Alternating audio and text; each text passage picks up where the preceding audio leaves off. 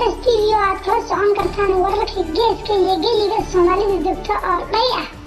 Wararka dhayda lista ah ee hadda la soo lisay ee aan idiin haynana waxaa ka mid ah wasiir ka mid ah xukuumadda Mustafa Cagjar oo gabadh shaqaale xafiiskiisa ka mid ah shaqadii uga eriyay aan galmo xaaraan ah kula sameeyo.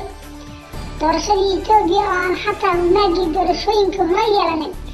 Abiy oo qoraallo uu isugu hambaliyay ka saaray ardaygiisa Facebooka. qodobo kale ayaa raaci doona. ka hortay fadlan haddaad nagu cusub tahay subscribe saar channelka, like, share iyo commentigana ha naga iloobi. kusoo dhawaada wararkii oo baahsan. wararkana waxaa idinla socodsiinaya anigoo ah Marwo Yusuf. waayahay walaal.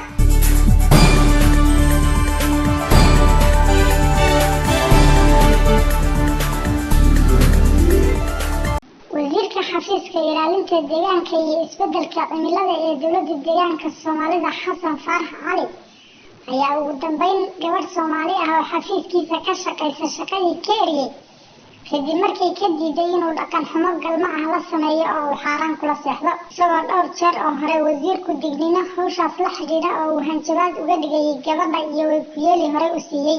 arrintan waxaa la wargeliyay wasiirka xafiiska madaxtooyada dowladda deegaanka Soomaalida Xasan Daadi oo wadaadnimo iyo inuu nin diintu ku fog tahay sheegta, balse meeshuu tallaabo ka qaadi lahaa wuxuu isku dayay inuu si hoose iyo xeer ku dhameeyo, sida ay noo xaqiijiyeen qaar ka mid ah mas-uuliyiinta xafiiskiisu. runtii arrintan ayaa ah dhaqan xumo tii ugu xumayd ee mas-uul wasiir sheeganaya uu kula kaco gabadh Soomaaliyeed oo weliba shaqaale hoosaadkiisa ah.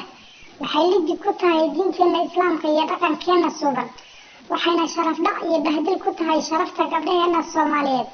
waana nooc kufsi ah oo danyarnimada dumarkeena la rabo in looga faa'iidaysto in jidhkooda shaqo lagaga bedasho. waa dhaqan xumo aad u falxun, tacaddi kufsi ah, waxaa gudub diimeed iyo mid dhaqan iyo weliba ku tumasho cirdiga dumarkeena sharafta badan ee xurmada naga mudan. arrintani keliyaha kooxda maamulka haysa sharaf dhac kuma aha ee waxay sharaf dhac ku tahay dhammaan shacabka Soomaaliyeed ee caalamka iyo gaar ahaan kuwa deegaanka iyo inta diinta Islaamka ku abtirsata ee u nasab sheegata. ma aha mid horey looga yiqiinay deegaanka ee waa arrin ugub ah in gabadh shaqaale hoosaad ah shaqadeeda uu wasiirkii maamulayay ku xidho galmo xaaraan ah aan kula sameeyo haddii kale shaqayn maysid. wasiirka madaxtooyada dowladda deegaanka Soomaalida ee Xasan Daadi haddii uu arrintan ka damqan waayey tallaabana ka qaadi waayey, waxaan dhihi karaa wuu la ogyahay raalliguna uga yahay in wasiir uu isagu xukumo uu ku tacadiyo gabadh Soomaaliyeed oo shaqaale hoosaad ah. waxaase xaqiiqo ah in haddii uu wax ka qaban waayo wasiirkiisa gabdhaha Soomaaliyeed kufsiga uu la badheeraya inuu Xasan Daadi hortiisa ka heli doono oo berri gabdhaha uu dhalay ay ku dhici doonto cuqubadan uu ka aamusay maanta. waxaan ka codsanaynaa xukuumadda gaar ahaan hay-adaha amniga, laamaha sharciga sida kuwa sharciga Islaamka, waxgaradka, aqoon-yahanka, dhalinyarada iyo hooyooyinku inay arrintaas ka damqadaan, ninkaasna sharciga la hor keeno, gabadhuna ay xuquuqdeeda lagu gafay hesho. Xasan Faarax waxaa la ii sheegay in xilligii Cabdi Ilay isagoo guddoomiye degmaha falkan oo kale shaqadii looga eriyay kadibna uu Addis Ababa fadhiyi jiray. dhinaca Cagjarna uu kusoo qaatay xukuumaddii hore mucaarad ku ahaa, waase caadaystay falkan ku caanbaxay. haddii kaas sharciga la waafajin waayo gabadhuna xaqeedii oo shaqadeeda ah ay heli weydo, dhammaan mas-uul iyo shacabba gabadhiisay berri ka jaran tahay oo ay sidani ku dhici ee xaq ayaan laga waabanin.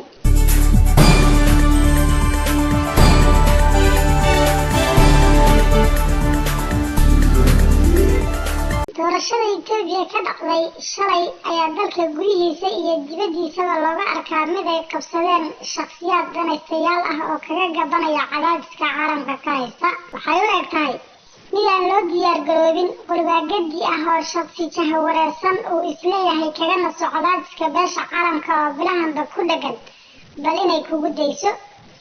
ma aha mid uu caalamku aqoonsan yahay haba yaraatee, mana jirin goobjoogayaal caalami ah oo qayb ka ahaa doorashada oo midowda Yurub horay ayay u qaadaceen una joojiyeen dhaqaalihii taakulaynta ee dhaqdhaqaaqyada doorashada ee Itoobiya kaga caawin jirtay iyo midkii gargaar iyo caawimaad ee dhanka horumarinta labadaba. sidoo kale waxaa miisaaniyaddii horumarinta iyo tii amniga ka jartay dalka Maraykanka iyo dunida kaleba, iyagoo u soo horeeyey tacadiyada iyo gabadfallada bini'aadamnimada ka baxsan ee xasuuq isirsifayn macaluul dadsame ah iyo gumaadka dambiyo dagaal lagu sifeeyey ee ka dhacay gobolka Tigray isla markaana uu taliska Addis Ababa ee Abiy hogaamiyo kaga dhaga adeegay talooyinkii beesha caalamku u soo jeediyey ee ahaa inuu dagaalka gobolka Tigray joojiyo ciidamada Eritrea ka saaro dalka xaaladana ku dhameeyo wada hadal nabadeed ugu dambeynse sababtay inuu Mareykanku xayiraad dhanka socdaalada ah uu ku soo rogo hogaaminta Itoobiya ee rayidka ah iyo kuwa ciidamadaba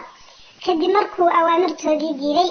haddaba marka laga yimaado arrimahaas beesha caalamka doorashadii shalay ka dhacday Itoobiya waxay u muuqatay mid mala awaal ah oo iska samee ah lagana diyaar garoobin waxaana daliil kugu filan sida ay sheegtay gudoomiyaha guddiga doorashooyinka Itoobiya Marwo Burtukaan Madaksa inay jireen goobo ay ka go'een waraaqihii codbixintu iyadoo khaladkaas ku sheegtay inuu ahaa mid ka yimid dhanka sanaaduuqda oo sanduuqyadii loogu talagalay 100 xabo ayaa waxaa dhacday bay tiri in laga helay 50 xabo waana khalad ka yimid dhanka madbacadda goobta ugu daran ayayna ku tilmaantay deegaanka Benishanguul waxayna intaas ku dartay inay cod iyo dhulba adeegsanayaan oo degdeg goobahaas ku gaarsiinayaan waraaqahaas ka go'ay waase xilli ay xeero iyo fandhaal kala dhaceen. Marwo Burtukaan ayaa sidoo kale sheegtay inay jiraan dhibaatooyin loo geystay xubno musharaxiin mucaarad ah iyadoo goobaha dhibkani ka dhacay ku sheegtay inay ka tirsan yihiin deegaanka Axarada iyo deegaanka Shucubaha Koonfureed waxaana ka wadnaabay tiri goobahaas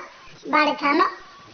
dhanka kale hawa ayaa sheegaya in 9 goob doorasho oo magaalada Addis Ababa ka mid ah in shalay subaxii uu la waayay halwadayaashii ku qornaa oo aan la furin kadib markii laga war helayna shaqaale kale la geeyay codbixintuna ka bilaabatay 8:45 daqiiqo oo subaxnimo halkii uu qorshuhu ahaa inay codbixintu ka bilaabato 12 subaxnimo. sidoo kale magaalada Addis Ababa waxaa hal goob doorasho ku tartamayay Dr. Burhanu Naga oo ah gudoomiyaha xisbiga mucaaradka ee Zema iyo Marwo Adanajo xisbiga talada haya ee BB ka sharaxan. haddaba waxaa shalay dhacday inay isku bedelmeen waraaqihii xaafadda ay ka sharxanayeen Dr. Burhanu Naga iyo xaafad kale taasoo muddaha kasii codbixintii waxaana saacado badan oo ay goobtaasi taagnayd kadib la kala bedelay waraaqihii ilaa ku dhawaad 4 saac kadibna la bilaabay. deegaanka Sidaama oo la rabay inay shalay codbixintu ka bilaabato maanta ayaa dib loogu dhigay kadib sanaaduuq la'aan iyo warqadihii diiwaangelinta codbixiyayaasha oo la waayay waxaysan doorasho ka dhicin gebi ahaanba deegaanka Tigray deegaanka Hararida deegaanka Soomaalida qayb ahaan deegaanka Benishanguul iyo goobo ka mid ah deegaanka Axarada iyo Oromada oo 3 bilood kadib loo ballansan yahay in doorasho ka dhacdo sababo lagu sifeeyay amni darro iyo waxisdabamarin kaararka codbixinta ah. deegaanka Oromada ma jirto cid xisbiga talada haya ee BB kula tartamaysa oo xisbiyadii mucaaradka ee deegaankaasi horey bay u qaadaceen doorashadan kadib markii la xalay hogaaminta xisbiyada mucaaradka ee deegaankaas welina ay xidhan yihiin.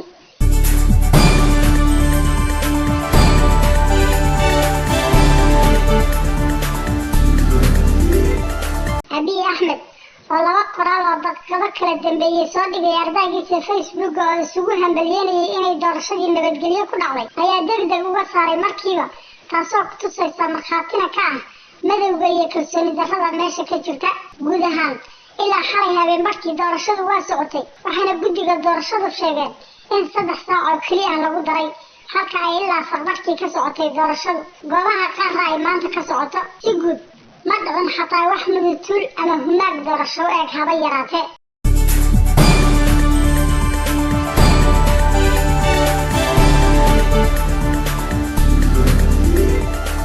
wasiirka gaashaandhigga ee dalka Suudaan Jeneraal Jamaaludiin Cumar oo hogaaminaya saraakiil sarsare oo militariga dalkiisa ka mid ah ayaa booqasho degdeg ah xalay kaga degay magaalada Qaahire ee caasimadda waddanka Masar. xogo hoose oo soo baxaya ayaa sheegaya in wafdigan Suudaan ay hogaaminaya wasiirka gaashaandhiggu ay wada hadallo culus la yeelanayaan saraakiisha ugu sarreysa militariga waddankaas Masar. arrimaha ay ka wada hadli doonaan saraakiisha labada waddan ayaa la sheegayaa inay ugu weyn tahay xiisadda biyo-xidheenka weyn ee Itoobiya iyo tallaabada la gudboon inay qaadaan haddii Itoobiya ay bisha soo socoto bilowda buuxinta wejiga labaad ee biyo-xidheenka iyadoo aan weli wax heshiis ah laga gaarin arrinta biyo-xidheenkaas.